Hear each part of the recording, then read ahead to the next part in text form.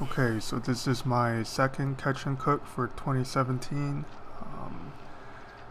Fished very hard for this one keeper fluke. The water temperature is pretty cold, and yeah, it's not easy to fish in these skips too. There's something wrong with my steering in the kayak, so I had to send that back to Hobie. Hopefully I get it back within a week. My friend Lee is nice enough to join me, and very slow day of fishing. But this one keeper is going to end up feeding a lot of people at the barbecue. So we're going to make a FLUKE CRUDO, which just means raw fluke. In its most basic form, crudo is just lemon juice, olive oil, sea salt. And the most important ingredient is obviously your fish, which is why it's so important that you take care of your catch.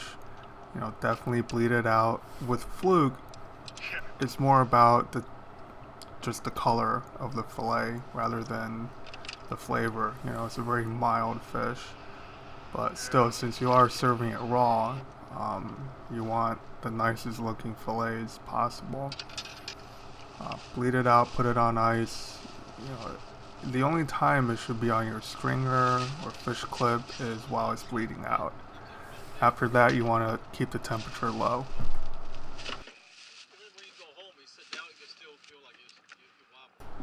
So once again, I'm no fishmonger, and my filleting skills are very generalized.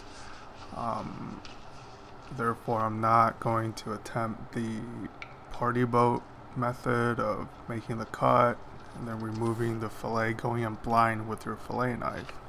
I'm going to remove the head for maximum yield and score along the lateral line on either side and remove 4 pieces of fillet. This way I can see what I'm doing. I can cut very cleanly against the bone. A lot of times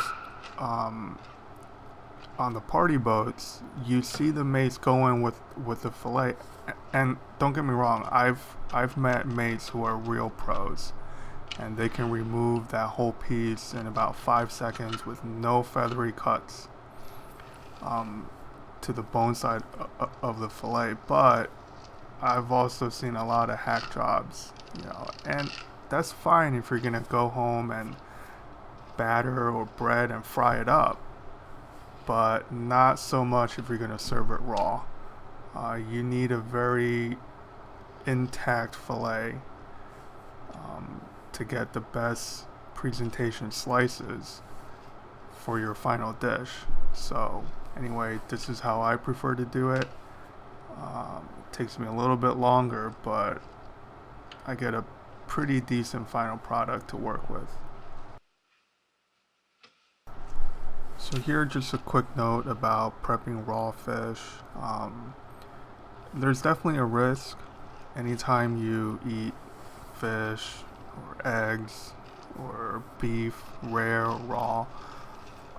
With fish, depending on the species, like you're never gonna see cod sashimi on the menu because cod are prone to worms.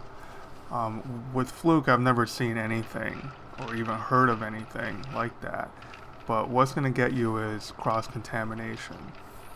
So you need very good food handling practices. You know, make sure your cutting board, your knife, and especially your hands are clean at all times. So here we just made a quick saltwater rinse for the fillets. We covered this last time, but saltwater fish, saltwater rinse. Never let it touch fresh water. And then you roll them up in paper towels. This is quite important because your fish is going to keep leaching water, and if you wrap it up in saran wrap or just toss it in a Ziploc bag, that's not the way to go. This way it'll stay fresh in your fridge for up to maybe 3 days, maybe even 5, as long as you swap out with fresh paper towels if the first ones get soaked through.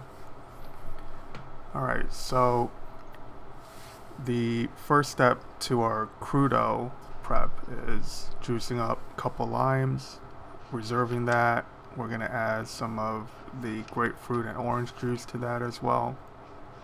And here I'm just going to show you the entire process of getting citrus segments out of the fruit. So first you peel all the pith, make sure you leave no white bits whatsoever. And yeah, I find this method the easiest. You do need sort of a thin, sharp knife. I used to do it on the cutting board and cut around, but I think this, peeling it like an apple, is the way to go. And for those of you interested, that is a Japanese petty knife. I don't remember the brand, but there's several like it. The steel is a VG10 steel, which in my opinion is one of the best all-around kitchen steels.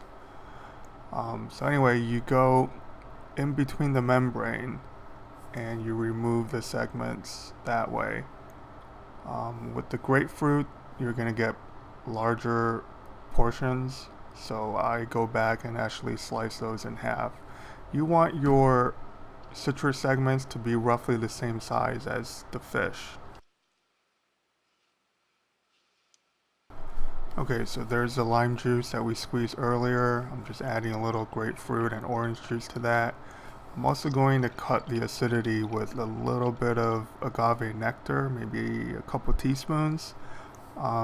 It shouldn't taste sweet, but just to take a little bit of that edge off. You could use just table sugar. That's perfectly fine. So there's our fish marinade and citrus segments. So that's the first two components, and now we're gonna do a quick pickled shallots. So just slice the shallots as thinly as you can, and I actually used apple cider vinegar for this pickling. And again, just a couple teaspoons of sugar or agave nectar. Let it soak in the vinegar for anywhere from an hour to 3 or 4 hours is fine. Oh, and a pinch of salt in both the pickling solution and the citrus marinade. I'm also adding just a few slices of chili. This I think is just a regular Thai red chili.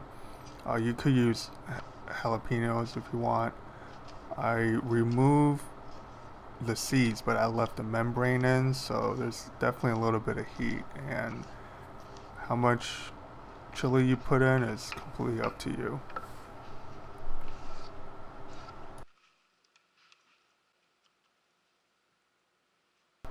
So the final component of this dish is a chiffonade of basil and mint. Chiffonade just means ribbons. Anyway, you stack the leaves, you roll it up like a cigar, and you make very thin slices with a very sharp knife. If your knife is dull, you're going to oxidize the edges of your ribbons and it's going to turn brown. So if you don't have a very sharp knife, just use your fingers and tear little pieces of mint and basil. I actually think that will look pretty nice too. Mint really goes well with citrus. The goal here is to have all the accompanying flavors to the fluke be very light and refreshing. Fluke's very mild fish. It actually has a lot of texture raw, but not a lot of flavor. It's just very clean on your palate. So we're actually packing everything up and assembling this at my cousin's house, which is where the barbecue is. Kind of reminds me of my catering days, which was absolutely awful. Catering is the worst branch of cooking you can possibly do. Anyway, the mint and basil washed, paper towel wrapped, in Ziploc bags. So I'm at my cousin's house, and my other cousin Mark is helping me film the assembly process.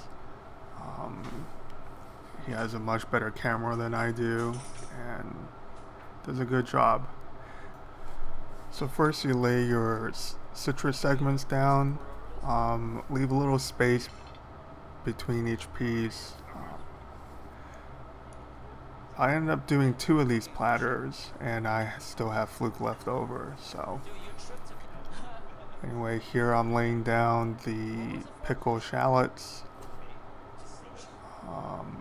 You know, again, this is a very dressed up crudo.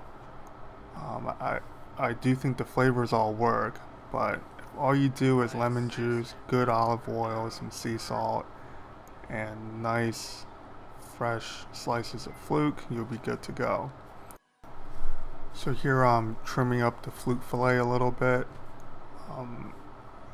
You want to keep slight pressure on the FLUKE and slice at a slight angle. It doesn't have to be a crazy thin slice. I like to go about 1/4 of an inch.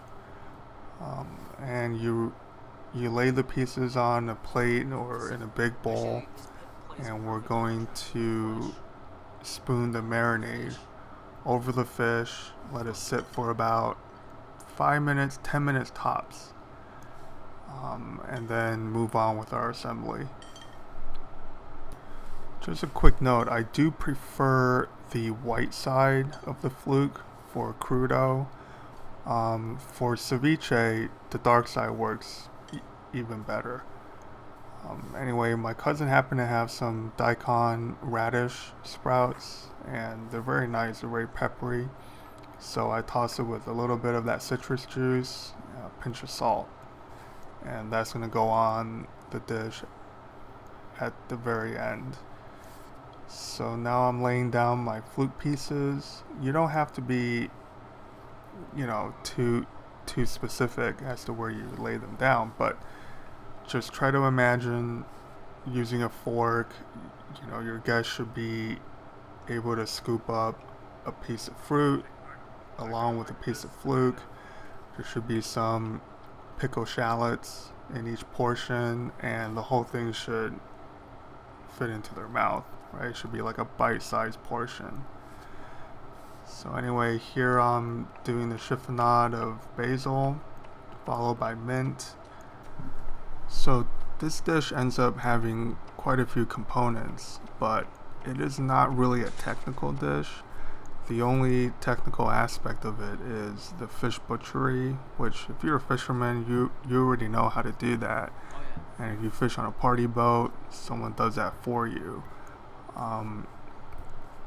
Do realize that as recreational fishermen in the salt, we have access to some of the freshest fish that's not available to 99% of professional cooks. Eric Repair is not getting better fish than we do. He has to rely on someone else, the hook and line fisherman, to bleed the fish and treat it with respect. We really should do the same. Anyway, that's my little spiel. Here I'm just finishing the dish with a sprinkling of salt and the daikon radish, and a healthy drizzle of very good olive oil. So thank you for watching. I hope you enjoyed this catch and cook, and let me know questions or comments below. Thank you.